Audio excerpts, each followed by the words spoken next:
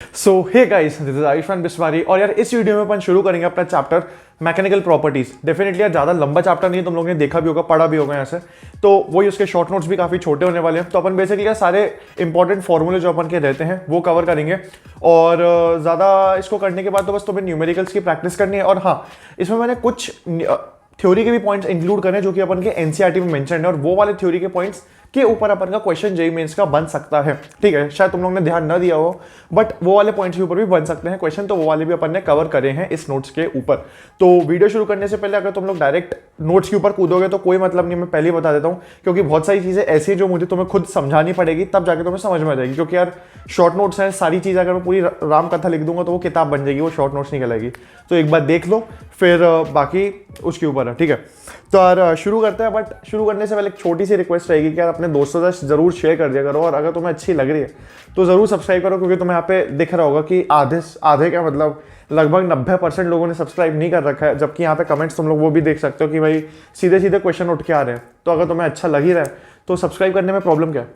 ठीक है, बस तुम्हें एक बटन क्लिक करनी है, बट मुझे टू बी ऑनेस्ट काफ़ी अच्छा लगता है। ठीक है, सो यार इसी के साथ शुरू करते हैं हम वीडियो को, और वीडियो का लाइक टारगेट रखते हैं अपन 100, है ना, 100 रख लेते हैं यार, इतना तो तुम लोग कर ही सकते हो। ठीक है, तो यार शुरू करते हैं अपनी वीडियो को। तो देखो यार, मैकेनिकल प्रॉपर्टीज में अपन सबसे पहले कुछ जनरल बात करते हैं। पहली बात आ जाती, देखो यार, देखो इतना सा अपन का चैप्टर है, बस इतना खत्म, मतलब आधे पन्ने में अपन का पेपर हो जाता है। पहली बात आती है यहाँ से स्ट्रेस। स्ट्रेस का अपन को ऐसा ही पता होना चाहिए कि यार यहाँ से ये एक होती है टेंसर क्वांटिटी। ठीक है, पता होना चाहिए। स्ट्रेस बेसिकली होता है restoring force upon unit area. Force upon area मत बोलो, क्योंकि यार वो तो प्रेशर बन जाएगा। Force upon area, restoring force बोलो, उससे ऐसा लगेगा कि भाई तुम्हें हाँ अच्छे से डेप्थ में नॉलेज है कि भाई होता क्या रिस्टोरिंग फोर्स। बात समझ में आ रही है? अब बेसिकली यार स्ट्रेस भी अपन के 3 टाइप के होते हैं। पहला हो जाता है अपन का लॉन्गिट्यूडनल, फिर हो जाता है शेयरिंग या फिर टेंजेंशियल, और एक हो जाता है वॉल्यूमेट्रिक स्ट्रेस। लॉन्गिट्यूडनल के बारे में बात करेंगे तो हो जाता है ऐसे एफ परपेंडिकुलर अपॉन ए। नाम से समझ में आ रहा है, लॉन्गिट्यूडनल मतलब लंबा, लॉन्गी, तो यहाँ से ये जो अपन के सरफेस के परपेंडिकुलर में लगे वो अपन का होता है लॉन्गिट्यूडनल स्ट्रेस। वहीं पे हो जाता है ऐसे शेयरिंग या फिर टेंजेंशियल, वो होता है एफ पैरेलल अपॉन ए।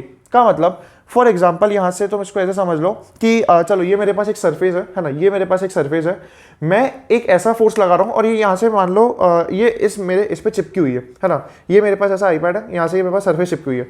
अब मान लो मैं यहाँ से एक धक्का दे रहा हूँ, यहाँ से बहुत ज़्यादा फोर्स लगा रहा हूँ, तो डेफिनेटली यहाँ से जो ये मेरे पास फोर्स है ये सरफेस के टेंजेंशियल में आ रहा है ना, परपेंडिकुलर पे नहीं आ रहा, टेंजेंशियल पे आ रहा है, तो इस स्ट्रेस को अपन बोलते हैं बेसिकली अपन का शेयरिंग या फिर टेंजेंशियल स्ट्रेस।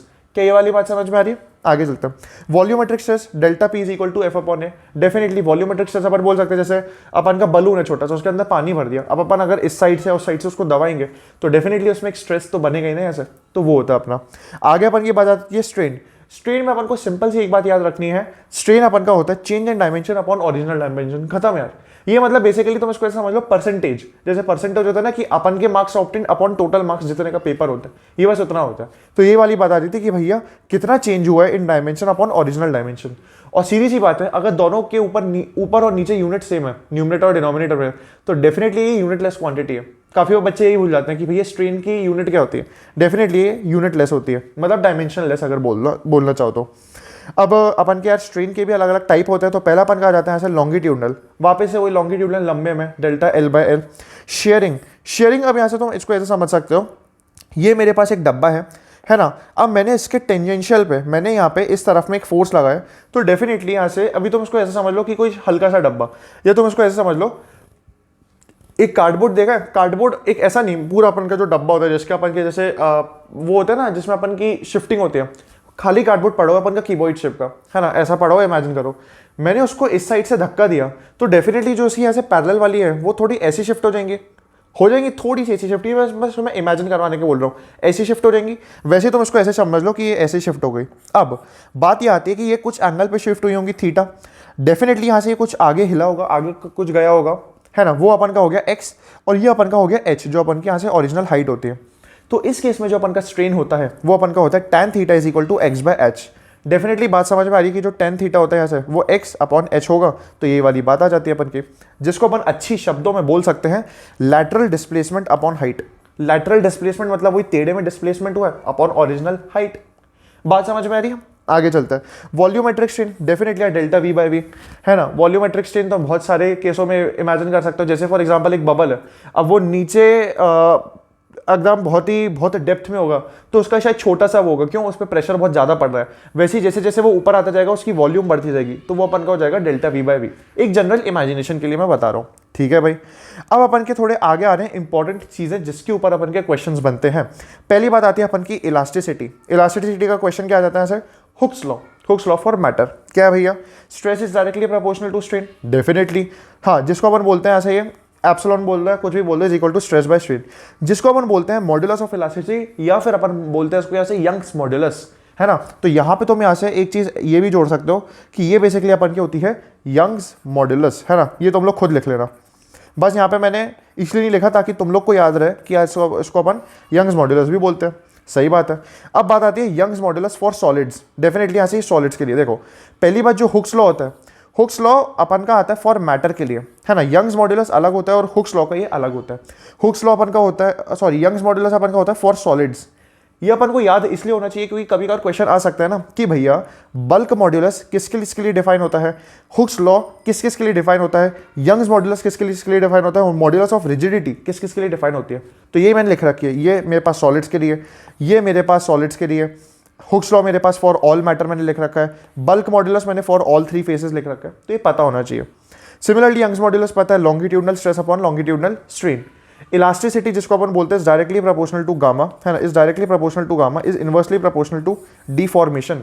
कभी कभार इसके ऊपर अपन के न्यूमेरिकल तो नहीं, थ्योरेटिकल क्वेश्चन आ जाते हैं कि भाई इसमें इतनी ज़्यादा इलास्टिसिटी है, इसमें इतनी ज़्यादा इलास्टिसिटी है, तो अब ये तुम ये बताओ कि डिफॉर्मेशन की रेट या फिर डिफॉर्मेशन वाली प्रॉपर्टी कौन ज़्यादा या कौन सा कम मटीरियल शो करेगा। तो ये वाली बात अपन को पता होनी चाहिए। क्या ये वाली बात समझ में आ रही है? आगे चलते हैं। Modulus of rigidity eta is equal to F parallel upon A theta. तुम्हें बस ये फॉर्मूला याद रखना है क्योंकि इस चैप्टर से या फिर बोल दो इस टॉपिक से अपन के डायरेक्टली क्वेश्चन छुट के आते हैं। तुमने खुद अपन के प्रीवियस ईयर में देखा होगा, डायरेक्टली क्वेश्चन छुट के आते हैं, तो इतनी कोई दिमाग लगाने की मुझे नहीं लगता ज़रूरत है, ठीक है। आगे अपन की बात आती है bulk modulus, B is equal to minus delta P upon V upon delta V, जो कि आ जाती है। और जो डेल्टा पी होता है उसको अपन बोलते हैं बेसिकली एक्सेस प्रेशर, मतलब P B minus P C. वापस यहाँ ऐसे मैं इसको बबल के एग्जाम्पल से समझाता हूँ। एक मान लो सी है, सी लेवल ये है, उसके नीचे यहाँ से है, यहाँ पे प्रेशर एक अलग होगा, यहाँ पे कुछ प्रेशर अलग होगा, यहाँ पे कुछ वॉल्यूम अलग होगा, यहाँ पे कुछ वॉल्यूम अलग होगा। तो क्या मैं यहाँ से वो लोग बोल सकते हैं तुम मुझे बल्क मॉड्यूलस निकाल के दिखाओ? ऑफकोर्स बोल सकते हैं। क्यों? दोनों का प्रेशर डिफरेंस अपन का बन जाएगा डेल्टा पी, दोनों का वॉल्यूम डिफरेंस भी तो दिया होगा, एक का वॉल्यूम कुछ यहाँ पे अलग होगा, यहाँ पे कुछ अलग होगा, तुम यहाँ से डेल्टा वी भी पता चल जाएगा, वी भी पता चल जाएगा, तो तुम क्या यहाँ से बल्क मॉड्यूलस लिख सकते हो। बट यहाँ पे एक इंपॉर्टेंट बात यह है कि यहाँ पे एक माइनस आता है साइन, ठीक है, यहाँ पे एक माइनस साइन आता है, और आगे अपन यहाँ पे बताऊंगा मैं कि यहाँ पे माइनस साइन क्यों लगता है, ठीक है। तब तक अपन कुछ और देखते हैं। अपन की आती है elastic deformation energy. Elastic deformation energy सीधी सी बात तुम इसको ऐसे बोल सकते हो कि फॉर एग्जांपल अब जैसे मेरे पास रबर बैंड है, रबर बैंड को मैंने ऐसे खींचा, मैंने उसको खींचा, तो डेफिनेटली मैंने कुछ वर्क करा होगा। अगर मैंने कुछ वर्क करा होगा तो जो मेरा वर्क है वो उसके इलास्टिक एनर्जी में अपन बोल सकते हैं स्टोर हो गई। मतलब जो अपन ने ऐसे वर्क करा, अब क्या बोल सकते हैं अपन उसकी इलास्टिक डिफॉर्मेशन एनर्जी, मतलब वो सब रबर बैंड में वापस से स्टोर हो गई। तो अगर अपन को इसमें निकालना है कि भाई कितनी एनर्जी स्टोर हुई है, तो सीधी सी बात है, अपन जनरली वर्क कितना बोलते हैं, एफ इंटू डी एस। इस केस में ये हो जाता है half into F into D S, और डी एस अपन का वही चेंज इन लेंथ जो अपन का बन जाता है डेल्टा एल। अगर अब तुम इस फॉर्मूले को इज्जत से डिराइव करोगे तो तुम्हारा ये फॉर्मूला वापस से ये बन जाएगा, ठीक है। तुम कभी यहाँ से स्ट्रेस की ओरिजिनल वैल्यू पुट करके देखना, है ना, वही जो अपन का होता है ऐसे फोर्स अपॉन एरिया, तुम यहाँ से पुट करके देखना। वॉल्यूम क्या होता है पुट करके देखना, स्ट्रेन अपन का होता है डेल्टा एल बाई एल, सारी चीज़ें तुम पुट करके देखोगे अपने आप, तुम्हें यहाँ से मेरे पास ये वाला फॉर्मूला वापस से मिल जाएगा। तो ये वाला फॉर्मूला डायरेक्ट अपन को याद रखना है, half stress into strain into volume, काम खत्म, आसान है।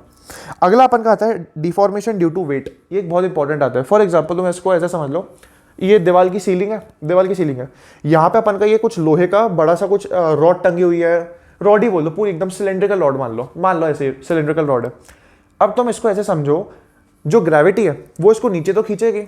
अगर वो नीचे खींचेगी और अगर मान लो वो जो अपन की रॉड है वो इतनी मजबूत, मतलब एकदम वो कड़क वाली नहीं है, तो डेफिनेटली उसमें कुछ वो खींचेगी तो जरूर, डेफिनेटली वो कुछ तो खींचेगी।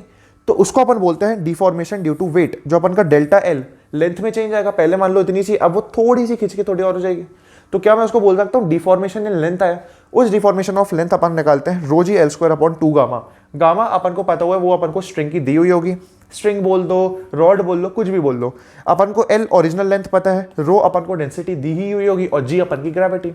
ठीक है, तो यहाँ से ये दोनों फॉर्मूले यहाँ से जो बोल सकते हैं, ये दोनों जो टॉपिक है वो काफ़ी इंपॉर्टेंट है, तो इनको एक बार देखना, मतलब देखना क्या, इनको देखना मत भूलना।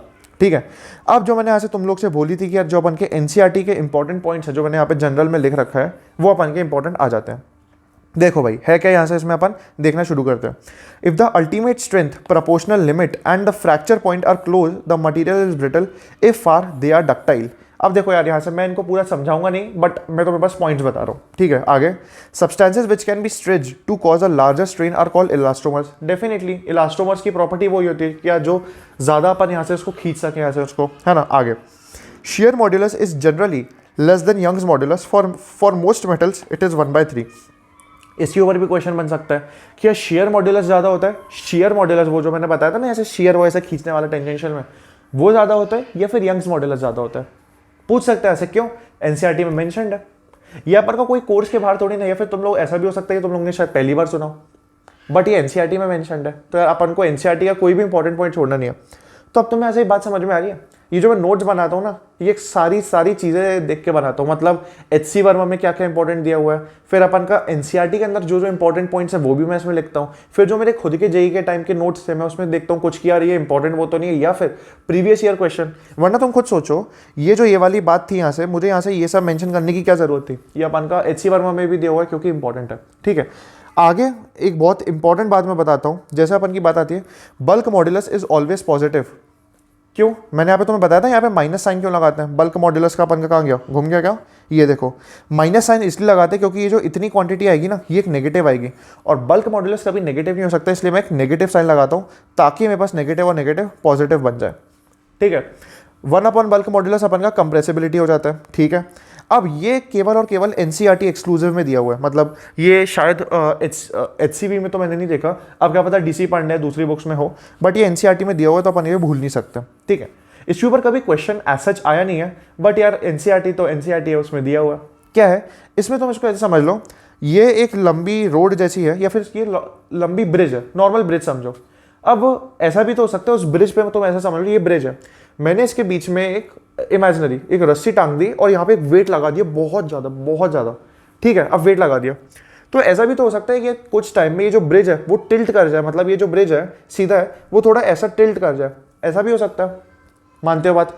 तो वो जितना टिल्ट करेगा, मान लो ओरिजिनल हाइट इतनी टिल्ट कर गया, मतलब वो इतना ज़्यादा टिल्ट करा, तो इतनी हाइट कितना टिल्ट करा, इसके ऊपर भी क्वेश्चन बन सकता है क्योंकि एनसीईआरटी में ये मेंशन्ड है। क्या है, जो एक्स होता है वो होता है WL³ upon 4BD³ gamma. W क्या है, वेट जो मैंने लटकाया है, लेंथ क्या जो मेरे पास ओरिजिनल लेंथ है, 4 पता ही है, B मेरे पास breadth of the bridge, D मेरे पास क्या है यहाँ से मेरे पास डेफिनेटली मेरे पास इसकी डेंसिटी आ जाएगी, और वहीं पे गामा अपन को दिया रहेगा मटेरियल का। बात समझ में आ रही है। तो अब तुम लोग देख सकते हो कि यार यहाँ से जनरली तुमने ये वाली बात कभी देखी नहीं होगी, बट वही वाली बात है ना यार कि अपन के जो नोट्स होते हैं वो सारी चीज़ों को कोलैबोरेट करके बनाते हैं, चाहे वो एनसीईआरटी हो, चाहे वो एचसी वर्मा हो, चाहे वो प्रीवियस ईयर क्वेश्चन हो, तो इसलिए वो इतने अच्छे होते हैं। ठीक है, आगे अपन की यहाँ से यार ये आ जाता है स्ट्रेस वर्सेस स्ट्रेन का ग्राफ, जो कि तुम लोग ने शायद हर जगह ही देखा होगा, बट ये अपन को इसका थोड़ा इंटरप्रिटेशन पता होना चाहिए। देखो बात ये आती है, जैसे जैसे फोर्स बढ़ाते जाओगे एक पॉइंट तक तो stress will be directly proportional to strain, है ना। ये अपन का स्ट्रेस वर्सेस स्ट्रेन का ग्राफ है, स्ट्रेस वर्सेस स्ट्रेन का ग्राफ है। तो देखो एक वक्त तो यह stress will be directly proportional to A, मैंने वही लिख रखा है, A is the proportional limit, but यहीं तक। बट तुमने अगर ज़्यादा और फोर्स लगाया, तुम इसको ऐसे रबर बैंड का एग्जाम्पल समझो, एक वक्त तक तो जैसे रबर बैंड में खींचता जा रहा हूँ, stress will be directly proportional to strain. एक पॉइंट आ गया ए, इसके बाद मैंने लिख रखा है ए से लेके बी तक stress will not directly proportional to strain but body will regain its shape. का मतलब अब मेरे पास जो है स्ट्रेस प्रोपोर्शनल तो नहीं है, बट बॉडी रीगेन कर लेगी शेप को। अब जैसे मैंने ये छोड़ा, रीगेन तो कर लेगी, बट हाँ मेरे पास stress will not be directly proportional to strain. आगे चलता है, मैं और खींचा, सी अपन का आ जाता है रप्चर पॉइंट। रप्चर पॉइंट के बाद बेसिकली अपन की जो रिस्टोरिंग वाली प्रॉपर्टी है वो भी छूट जाती है, मतलब वापस से रिस्टोर ही नहीं हो पाएगा। रिस्टोर का मतलब वो एक बार डिफॉर्म हो गया तो डिफॉर्म हो गया, वो वापस से अपने शेप में आ ही नहीं पाएगा। ठीक है, मतलब तुमने इतना खींचा कि वो भैया वापस से अपना रीगेन ही नहीं कर सकता शेप में। कई वाली बात समझ में आ रही है। ठीक है। तो यार आई गेस मैंने सारी चीज़ें यहाँ पे कवर कर ही ली होंगी यहाँ से यार। चैप्टर अपन का ज़्यादा बड़ा नहीं था, बट इंपॉर्टेंट तो ज़रूर था, क्योंकि 4 मार्क होते हैं।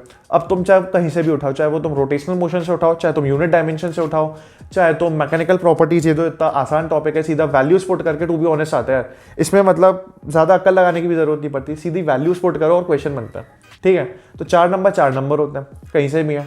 तो मैं कोशिश तो कर ही रहा हूँ, तुम लोग जैसे देख ही रहोगे कि अभी मैंने शॉर्ट नोट्स की वापस से सीरीज शुरू करी और मैं डाल रहा हूँ। तो अब यार अगर मैं इतनी मेहनत कर सकता हूँ तो शायद मुझे भी तुम्हारी तरफ से थोड़ा सपोर्ट मिल ही सकता होगा यार। तो शेयर मैं हमेशा बोलता हूँ, बट तुम लोग करते नहीं हो, अलग बात है। ठीक है, देखते हैं यार कब तक नोट्स डल पाएंगे, क्योंकि अब मुझे भी थोड़ा सपोर्ट तो चाहिए रहता। ठीक है, so I guess that's all from this video, bye.